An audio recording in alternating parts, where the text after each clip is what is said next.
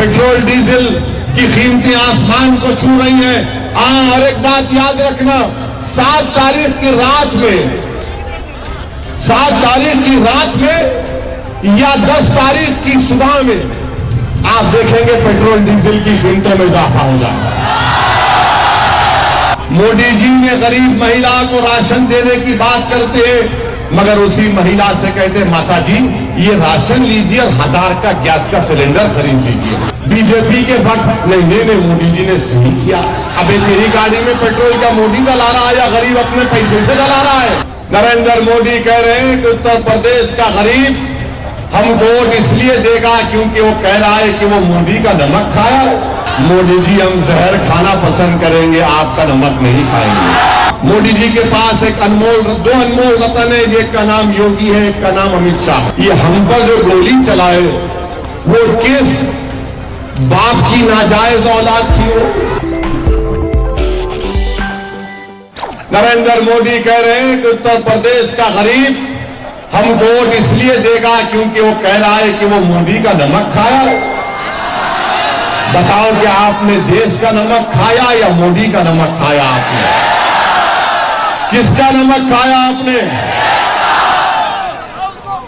मोदी जी बोलते उनका नमक खाया। मोदी जी हम जहर खाना पसंद करेंगे, आपका नमक नहीं खाएंगे। हम देश का खाते आए और देश का खाते रहेंगे। आप भी तो प्रधानमंत्री देश का नमक खा के बने ना, या अपना नमक खा के बने? बता दीजिए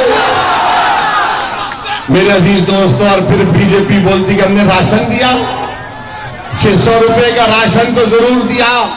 मोदी जी ने गरीब महिला को राशन देने की बात करते हैं, मगर उसी महिला से कहते माता जी ये राशन लीजिए और 1000 का गैस का सिलेंडर खरीद लीजिए।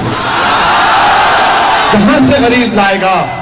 पेट्रोल डीजल की कीमतें आसमान को छू रही हैं। और एक बात याद रखना, 7 तारीख की रात में या 10 तारीख की सुबह में आप देखेंगे पेट्रोल डीजल की कीमतों में इजाफा हो जाएगा। ये कर देंगे कीमतों में इजाफा। बोलेंगे यूक्रेन में ऐसा हुआ, कुछ भी लंबी छोड़ देते, बहाना बना देते कि ऐसा हुआ, अपना ऐसा हुआ। और ये बेचारे भक्त बीजेपी के वक्त नहीं, मोदी जी ने सही किया। अबे तेरी गाड़ी में पेट्रोल क्या मोदी डला रहा है या गरीब अपने पैसे से डला रहा है? मेरे अजीज दोस्तों और बुजुर्गों, बीजेपी हर महाज पर नाकाम साबित हुई है। और मोदी जी के पास दो अनमोल रतन है, एक का नाम योगी है, एक का नाम अमित शाह है। अमित शाह ने क्या कहा? नहीं सुनाई दिया। अब आप बताइए कैसे अनमोल रतन है? मोदी जी और बीजेपी को मुगलों से बड़ी नफरत, मगर अकबर बादशाह के पास दरबार में 40 अनमोल रतन थे। हमने तारीख में पढ़ा। मोदी जी के पास तो उससे बढ़कर है, एक शाह है, एक योगी है। एक बोलता है हवा निकाल दूंगा, एक कहता है कि मई और जून में बर्फ ला लूंगा। अरे भाई, पानी पीने के पानी का इंतजाम तुमने नहीं किया। बीजेपी ने खुद मोदी ने दिल्ली से अल्पसंख्यक समाज मुसलमानों के लिए 1000 करोड़ रुपए भिजाए उत्तर प्रदेश में। किस लिए?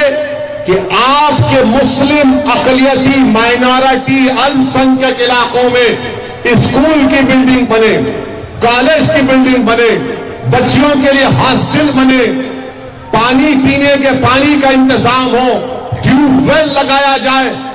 आपको मैं बता रहा हूं कि उस 1000 करोड़ में से योगी आदित्यनाथ और बीजेपी की सरकार ने 60 करोड़ रुपए खर्चा नहीं किए। क्यों नहीं खर्चा किए? ये सबका साथ, सबका विकास, सबका विश्वास की बात करना झूठ है। बीजेपी नफरत करती है और अखिलेश तुमसे नफरत करते मगर तुम्हारे वोट के लिए मजबूर है। इन दोनों में कोई फर्क नहीं है। एक खुदा आपका दुश्मन है और एक दोस्त नुमा कातिल है। मेरे अजीज दोस्तों और बुजुर्गों, हम आपसे अपील कर रहे हैं कि आप 7 तारीख के दिन आप एक एक वोट का सही इस्तेमाल करिए। आप 7 तारीख के दिन एक एक वोट का सही इस्तेमाल करिए। डरने और घबराने की जरूरत नहीं है। हम पर भी हमला हुआ। जब चुनाव शुरू हुआ 3 फरवरी के दिन हमारी गाड़ी पर 4 गोलियां चलाई गई। योगी ने कहा कि माफिया खत्म हो गया, मगर मेरे भाई ये हम पर जो गोली चलाए वो किस बाप की नाजायज औलाद थी वो?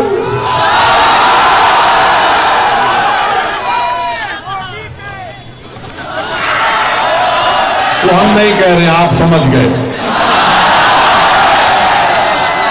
मगर वो कहां के क्रिमिनल थे? गोली चला दी हम पर। मगर मेरे भाई लोग बोलते ओवैसी किसी मजहब के खिलाफ है। जब किसी पर गोलियां चलाई गई तो हमने पार्लियामेंट में किसी समाज के बारे में बोला? किसी के बारे में बोला हमने ये पूछा कि इनको कट्टरपंथी कौन बनाया, कौन इनके हाथ में बंदूक को थाम दिया, कौन इनके दिलों से संविधान की इज्जत को खत्म कर दिया? ये कौन है वो लोग जो बैलेट पर नहीं गोली पर भरोसा रखते हैं? और हम आपको बता रहे हैं कि उस वक्त से आज तक हम पर बहुत दबाव पड़ा। हमारे घर वाले, हमारे दोस्त, हमारे खानदान के लोगों ने कहा कि तुम्हारी जान को खतरा है।